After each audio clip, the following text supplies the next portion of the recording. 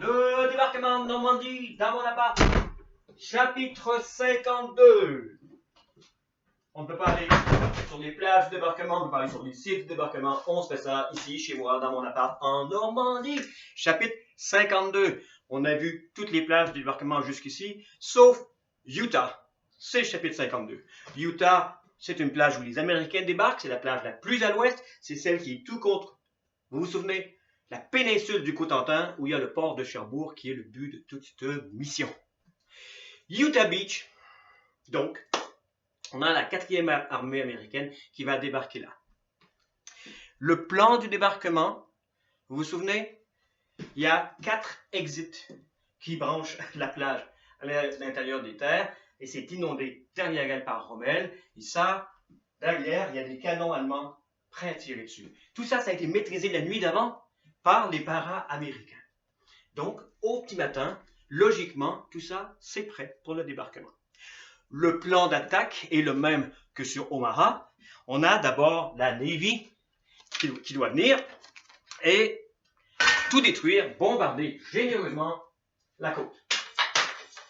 Ensuite, on a l'aviation qui doit venir une demi-heure, les bombardiers, finir le boulot.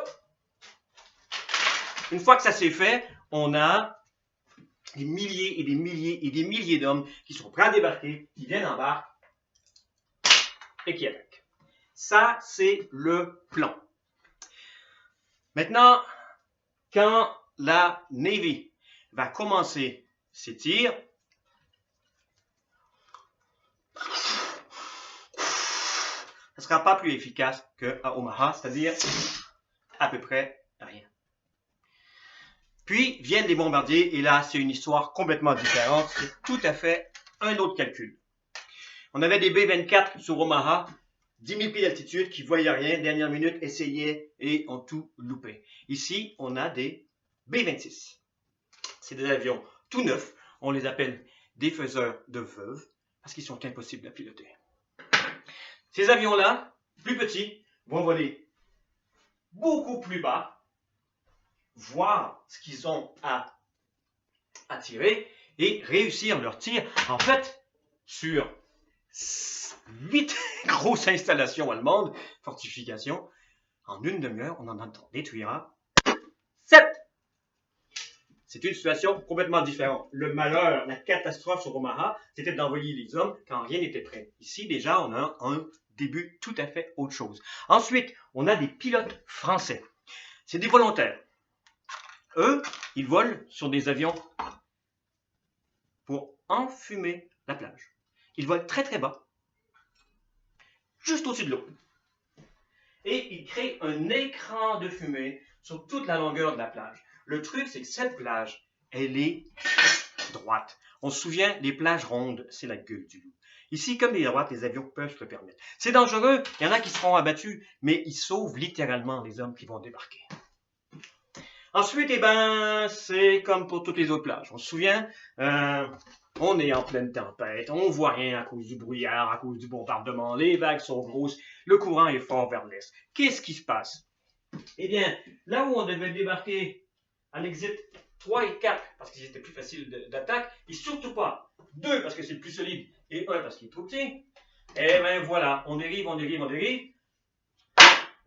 et on débarque à l'exit numéro 2, celui qu'il fallait pas. Il y a des moments, on dirait, des situations où l'homme de la situation est tout bonnement celui auquel on ne s'attendait pas. Cette fois-ci, on a un homme qui ne devrait même pas être là, Theodore Roosevelt Jr. C'est le fils de l'ancien président, il est le neveu, à ce moment-là, de l'actuel président américain. Teddy Roosevelt, c'est un vétéran de la Première Guerre mondiale. Il s'est battu en France avant, il a 56 ans. Il a besoin d'une canne, il ne peut pas faire un pas sans sa canne. Il a de très sévères problèmes cardiaques. Il ne devrait même pas être là, on lui a dit de ne pas venir. Non seulement il y est, il a demandé pour être au premier rang, à la première vague. Le brigadier général Roosevelt veut être avec ses hommes. On sait qu'on va perdre les hommes de la première vague, on a besoin des généraux, on refuse sa requête. Il va demander une deuxième fois, on lui refuse une deuxième fois. Il fait une requête écrite. Il exige, je ne vais pas laisser mes boys seuls au feu. Hé, au bout d'un moment, t'es général, t'es vieux, t'es tête de cochon, t'es Roosevelt. Vas-y. Eh bien, le voilà. Première vague. Il est avec eux, devant l'exit numéro 2. Et il est parmi les premiers, quand les portes s'ouvrent, à sauter dans l'eau, avec rien d'autre que sa canne et son revolver. Il a la tête froide, c'est un soldat expérimenté, il voit très bien à la topographie, alors qu'il est dans l'eau et sous le feu, il remarque, mais on n'est pas du tout où on doit être, on est à des kilomètres de l'exit 3 et 4. Le plan, c'est le plan, on devrait obéir à la règle et retourner dans les bars, aller vers les exits 3 et 4. Et la règle, c'est lui, c'est un général. Non. Teddy, il dit, on est ici, on va jeter un œil. Il n'envoie pas des hommes faire de la reconnaissance, il les mène. Il mène les hommes derrière l'exit numéro 2 pour observer qu'est-ce qu'on voit. L'exit numéro 2 a été profondément abîmé par le bombardement et pourrait être une proie facile. On y va, on attaque. Teddy court sur le sable, les Allemands diront, on voulait tirer le vieux bonhomme, mais avec sa canne, mais il courait partout, on n'y arrivait pas.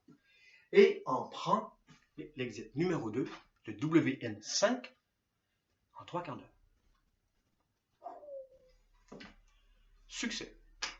De là, on appelle la Navy.